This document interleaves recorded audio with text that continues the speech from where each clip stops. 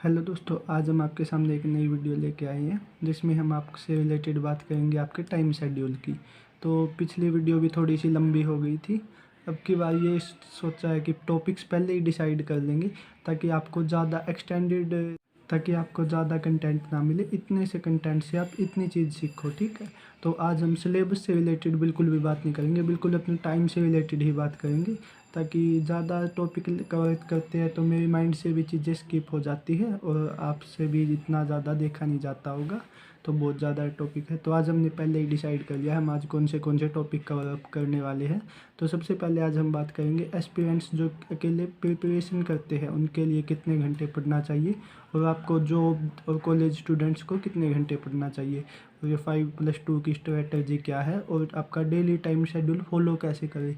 ये नहीं है कि आप 10 दिन एक फॉलो कर रहे हो, 20 दिन एक, उसके बाद एक नया बना लिया, फिर आपने कॉपी पे अपना एक नया चार्ट प्रिपेयर किया, फिर नया टाइम स्टार्ट कर दिया। तो ऐसे प्रिपरेशन बिल्कुल भी नहीं होगी। इससे अच्छा आप छोड़ दो उसे और कोई प्राइवेट काम कर लो, ठीक है। तो सबसे पहले हम बात करते हैं टाइम।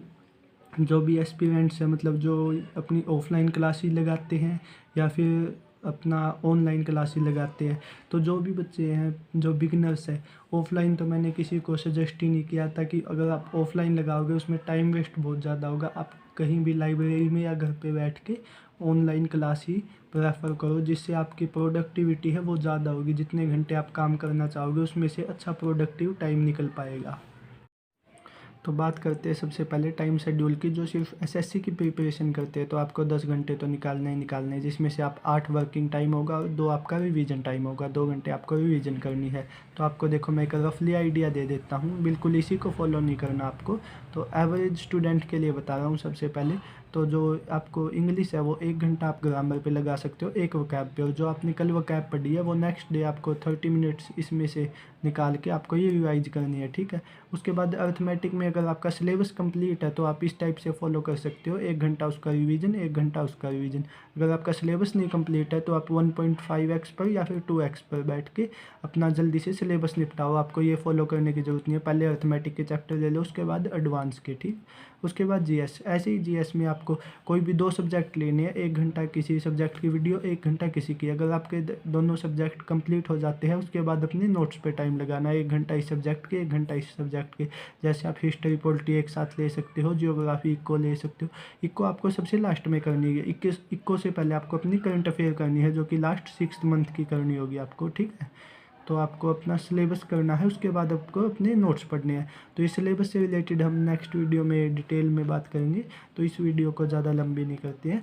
ऐसे ही रीजनिंग में आपको अपना 1 घंटा सबसे पहले तो आपको क्लास निपटानी है, जो कि 60 आवर का सिलेबस है लगभग।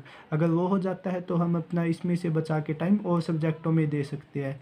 तो अपना रीजनिंग में सबसे पहले अपना सिलेबस करो, उसके बाद अपना मॉक लगाने स्टार्ट कर दो। सेक्शनल मॉक आते हैं जो, उससे रीजनिंग में आपकी क्या होगी, स्पीड इंक्रीज होगी। स्पीड के लिए आपको डेली 30 मिनट कैलकुलेशन करनी है और इंग्लिश भी रीडिंग करनी है आपको द हिंदू से। अगर आपका द हिंदू अच्छा नहीं है तो एक बार आप एनसीईआरटी से पढ़ सकते हो, ठीक। उसके बाद आपको स्पीडली रिवीजन करनी है अगला दिन, जो 2 आवर में रिवीजन करना है आपको कंप्लीट डे का। जो आपने कल कंप्लीटली पढ़ा है जितना भी, वो सारा आपको एक टाइम पे यहाँ पे रिवीजन करना है, ठीक है। अगला दिन आके सबसे पहले आपको वो रिवाइज करना है, उसके बाद आपको आगे का काम करना है, ठीक है। तो ये बात हुई हमारी एस्पिरेंट्स की जो अब सिर्फ और सिर्फ एसएससी की प्रिपरेशन करते हैं। अब बात करते हैं हमारे जॉब और कॉलेज एस्पिरेंट्स की, जिसको 4 या 5 आवर ही मिलते हैं। उनको सैटरडे संडे बहुत इंपॉर्टेंट है, क्योंकि सैटरडे संडे को उनको बोनस यूज़ करना है। तो जो कॉलेज स्टूडेंट है, सबसे पहले बात करते हैं उनकी। कॉलेज स्टूडेंट्स का मैक्सिमम का तो सिलेबस ही नहीं कंप्लीट होगा, वो सिलेबस ही करते हैं कॉलेज के टाइम पे। मैं भी अपना सिलेबस ही करता था। तो आपको 1 घंटा अपनी इंग्लिश के चैप्टर को देना है और 2 घंटे आपको किसी भी अर्थमेटिक या एडवांस जो भी आपने स्टार्ट किया हुआ है उसके चैप्टर निपटाने हैं सबसे पहले। जीएस में आपको 1 घंटा डिसाइड कर सकते हो, एक हिस्ट्री एक पॉलिटी। तो सिलेबस को ही निपटाना है सबसे पहले। आप सिलेबस कर रहे हो और जीएस का आपका सिलेबस करके इनको टाइम देना है। आपको अभी वो कैब नहीं करनी है, क्योंकि आप वो कैब करोगे और आपके कॉलेज एग्जाम्स आ जाएंगे, बार बार आएंगे, आप भूल जाओगे। मेरा भी ऐसा ही था 4th 6th और 5th सेम में। तो इनमें मुझे बहुत प्रॉब्लम होती थी। तो आप पहले अपने नोट्स प्रिपेयर कर लो, जो कि आपको बीएससी करने के बाद, बीए करने के बाद बहुत काम आएंगे। उन नोट्स को बनाने का जो टाइम है वो सेव हो जाएगा, ठीक है। उसके बाद अब बात करते हैं जॉब एस्पिरेंट्स की। कुछ तो न्यू स्टार्ट कर रहे होगे जो जॉब के साथ है, उनको तो यही फॉलो करना है। और जो न्यू नहीं है, जो अपना साथ में कुछ कर रहे हैं, बहुत दिन हो गए हैं उनको तैयारी करते हुए, तो उनके लिए ऐसा है कि आप 30 मिनट्स वोकैब कर सकते हो, 1 घंटा। इसको 45 भी डिसाइड कर सकते हो, वो अपने आप कर सकते हो आप। फ्लेक्सिबल बिल्कुल ऐसा नहीं है कि यही फॉलो करना है, ठीक है, अपना बनाना है। ये तो बस एक रफ आइडिया है, ठीक। मैथ्स में आपको 2 घंटे लग सकते हैं। आप यहाँ पे अगर आपका मैथ अच्छा है तो 1.5 कर सकते हो, जीएस को 1.5 कर सकते हो, वो अपने आप मैनेज कर सकते हो। जिसमें आप, अगर आपको वन लाइनर पढ़ना अच्छा लगता है तो आप वन लाइनर पढ़ सकते हो, स्टोरी फॉर्म भी पढ़ सकते हो, वो आपकी मर्जी है। ये हम जीएस में आपको जब जीएस की स्ट्रेटजी बताएंगे तब बता देंगे, वन लाइनर और स्टोरी फॉर्म, ठीक है। तो इसमें आप 2 सब्जेक्ट ले सकते हो। अगर आपको ये लगता है कि 2 सब्जेक्ट में से बिल्कुल कम टाइम आता है तो आप एक सब्जेक्ट अच्छे से जल्दी से निपटा सकते हो। 10 to 15 डेज में एक सब्जेक्ट को रिवीजन कर सकते हो, ठीक है। अभी आपका टाइम भी नहीं बचा हुआ सीजीएल 2023 के लिए।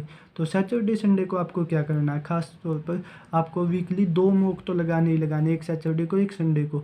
और साथ में मंथली जो करंट अफेयर है, एक वीक की, एक मंथ में, जैसे जनवरी की है वो सैटरडे और संडे को दोनों दिन जनवरी की ही पढ़ना, उसके बाद फेब की, ठीक है। सिर्फ 6 महीने की करंट अफेयर करनी है आपको, डेली करंट अफेयर नहीं करनी है, बिल्कुल मंथली। और जो आपने पीछे पढ़ा है पूरे वीक वो आपका रिवाइज करना है। सैटरडे संडे आपको गोल्डन चांस की तरह यूज करना है, ठीक है।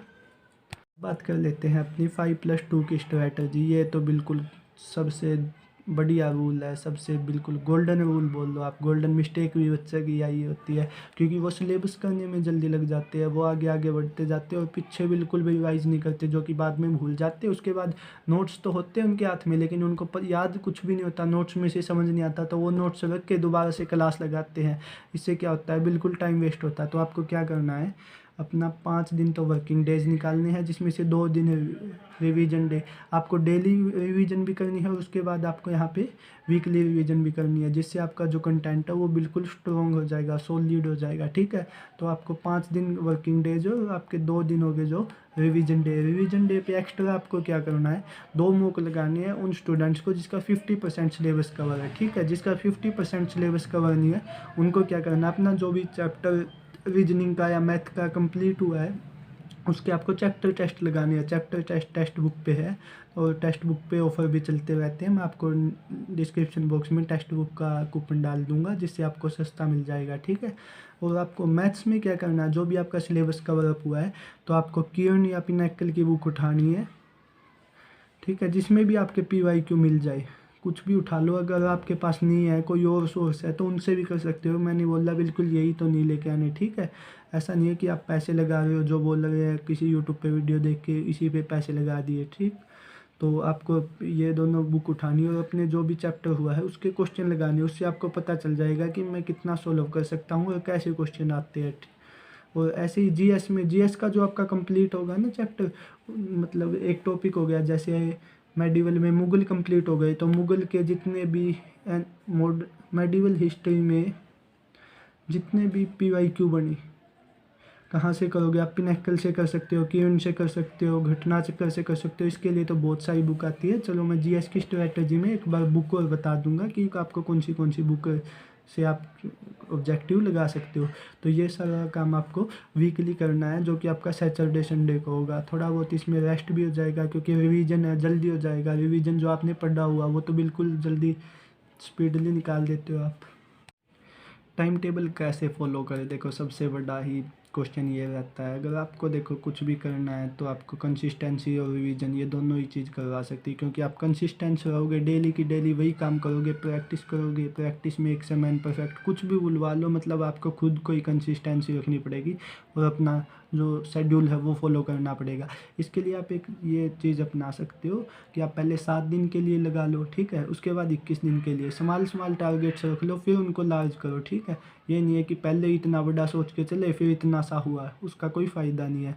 और अगर आपको अचीव हो जाता है आपका टारगेट तो छोटे छोटे गिफ्ट दो, कुछ भी आपका कुछ खाने का मन करे जो भी, ठीक है। तो उसके लिए आप मूवी देख सकते हो गिफ्ट में, कोई भी एक संडे को कि अगर ये मेरा इस वीक कंप्लीट हो गया तो मैं ये मूवी देखूंगा, उससे पहले नहीं देखूंगा। इस तरह से भी बच्चे अपने आप को मोटिवेट करते हैं। डायरी मेंटेन ये सबसे बेस्ट तरीका है, क्योंकि अगर आप बस कुछ ना करो, अपना पढ़ने बैठो उससे पहले अपना एक डेली का शेड्यूल बनाओ, उसमें कुछ नहीं करना, आपको डेट लिखनी है, उसके बाद आपको यहाँ पे लिखना है नीचे टाइम, इस टाइम बैठा था मैं और इस टाइम उठ के चला गया, और इस टाइम दोबारा बैठा था मैं, इस टाइम उठ के चला गया। तो देखो आप दिन में कितने प्रोडक्टिव आवर निकाल रहे हो बैठे। ये नहीं है कि आप बैठ जाओ लिख दो फिर भूल जाओ, उसको 3-4 दिन छेड़ो ही ना।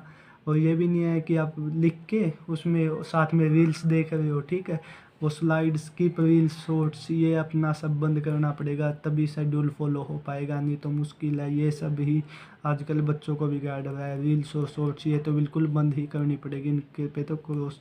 सेल्फ इंट्रोस्पेक्शन, इससे आपको पूरा दिन जो आपने काम किया है बैठ के सोचना कि आज मेरा कंप्लीट हुआ या नहीं हुआ। अगर कंप्लीट नहीं हुआ तो क्यों नहीं हुआ और कहाँ टाइम वेस्ट हुआ है, ठीक है। कंप्लीट तो देखो आप करना ही करना है, तभी, अगर नहीं तो आगे वर्कलोड बढ़ जाएगा, नेक्स्ट डे सोचोगे फिर आगे हो जाएगा, उससे कुछ भी काम नहीं बनेगा, ठीक है। अगर आप 7 डेज का लगा लो पहले, उसके बाद चैलेंज 21 दिन का लगा लो, इस टाइप से कवर अप करोगे तो होगा क्यों नहीं। नेक्स्ट वीडियो बताओ आप सब्जेक्टिव स्ट्रेटजी लेके आए या मंथली शेड्यूल कैसे बनाना ये वाली लेके आए, ठीक है। तो आपको ना मैं लाइक की बोलूँगा ना मैं आपको सब्सक्राइब की बोलूँगा, जब आपका ज्वाइन करने का मन करे तब आप कर लेना, ठीक है।